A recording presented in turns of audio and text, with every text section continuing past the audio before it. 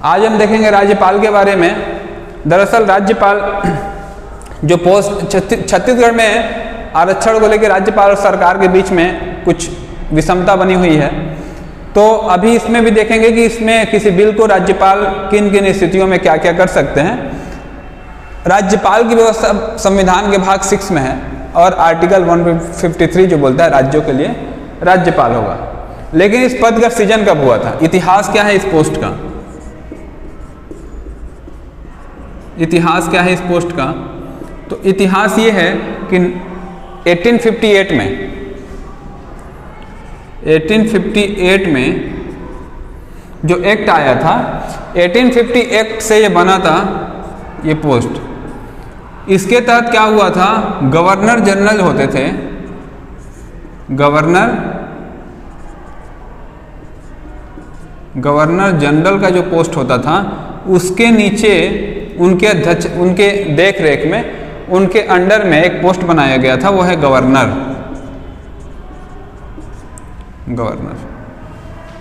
Governor के पास क्या क्या, उसके बाद 1935 आया तो पूरी तरह से ये हुआ, उसके बाद 1937 में ये लागू हो गया।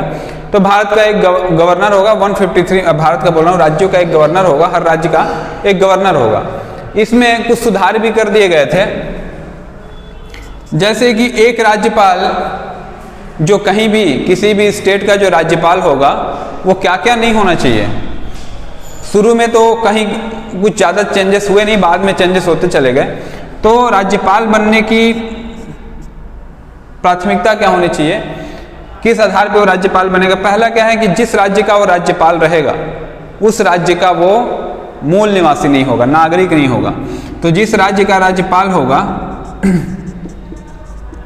जिस भी विधानसभा का हो, जिस भी राज्य का हो, वहां का नागरिक, वहां का निवासी नहीं होगा, निवासी नहीं होगा। 35 पेज होनी चाहिए, एज होनी चाहिए। अब हम बात करेंगे, पूरा राज्यपाल को नहीं देखेंगे, ये देखेंगे कि अभी जो स्थिति बनी हुई है राज्यपाल का छत्तीसगढ़ में रिजर्वेशन को लेकर, उसमें क्या क्या हो सकता है। देखो, राज्यपाल के पास कुछ अपनी शक्तियां भी हैं, स्वाभिवेक की शक्तियां राज्यपाल के पास राष्ट्रपति से ज़्यादा हैं। तो अगर कोई विधान, ये क्या होता है, राज्यपाल कार्यकारी प्रमुख होता है, संवैधानिक व कार्यकारी प्रमुख होता है राज्यों का। तो राज्यों का संवैधानिक और कार्यकारी प्रमुख होता है। वास्तविक प्रमुख बोलेगा तो मुख्यमंत्री होगा, लेकिन संवैधानिक और कार्यकारी प्रमुख राज्यपाल होगा। क्यों? क्योंकि राज्य के सभी कार्य, जैसे राष्ट्रपति के मैटर में, राष्ट्र के सभी कार्य जो होते हैं राष्ट्रपति के नाम पे किए जाते हैं, वैसे राज्यों का सभी काम किसके नाम पे होगा? राज्यपाल के नाम पे होगा। तो राज्य संवैधानिक और कार्यकारी प्रमुख राज्यों का होगा। वास्तविक प्रमुख पूछेगा तो मुख्यमंत्री होता है। वास्तविक प्रमुख के बारे में अगर बात करें तो मुख्यमंत्री, ठीक है, वास्तविक प्रमुख मुख्यमंत्री होगा। अब बिल पे चर्चा कर लेते हैं कि अगर राज्यपाल, विधानसभा कोई बिल बना के भेजती है, मान लो विधानसभा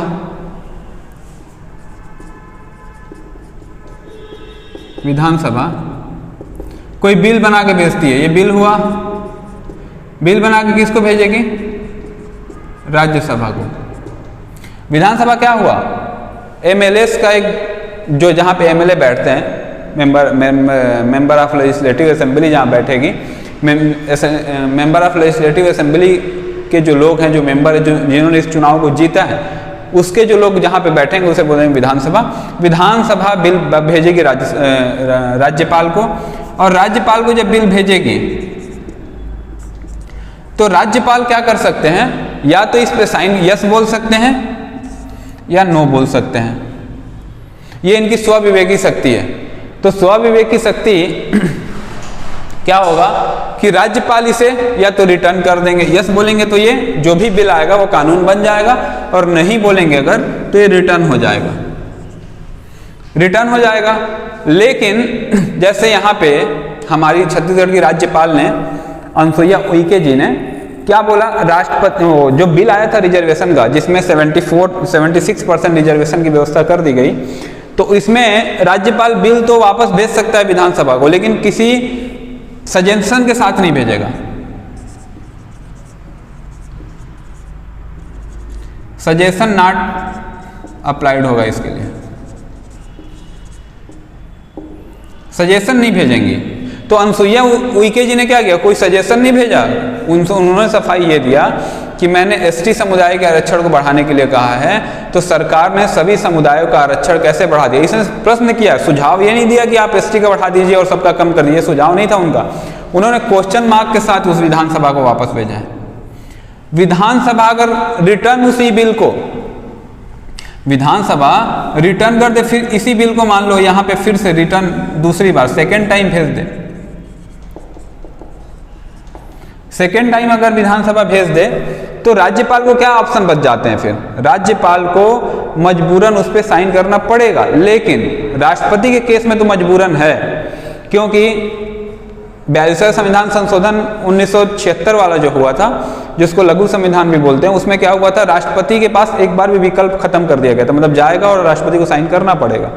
विधानसभा के केस में ऐसा नहीं है, राज्यपाल दूसरी बार अगर कोई बिल आए तो उस पर साइन करना है, लिखा हुआ है, लेकिन राज्यपाल के पास अपनी स्वविवेकी शक्ति भी है। क्या है वो, कि वो राष्ट्रपति को प्रेसिडेंट के लिए इस बिल को रिजर्व कर सकते हैं, प्रेसिडेंट के लिए इस बिल को रिजर्व कर देंगे। तो ये बिल कहां चले जाएगा, प्रेसिडेंट के पास।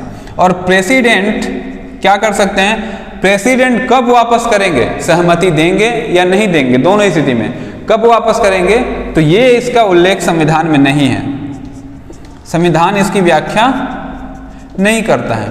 तो अगर छत्तीसगढ़ की विधानसभा क्या करेगी, अनसुईया उइके जी को रिजर्वेशन बिल फिर से भेज दिया, जैसे इन्होंने एक बार भेजा, एक बार ये आया, फर्स्ट टाइम है, फर्स्ट टाइम इन्होंने क्या किया, रिफंड उसको वापस बैक कर दिया विधानसभा को, विधानसभा को बैक किया, फिर विधानसभा ने सेकेंड टाइम बिल को भेजा।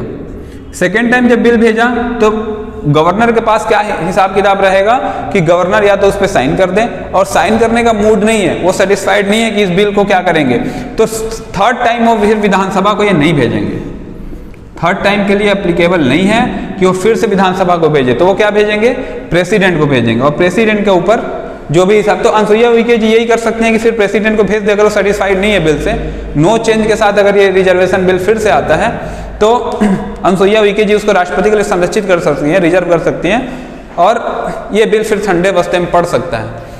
इसमें हमने इतना देखा। धन्यवाद।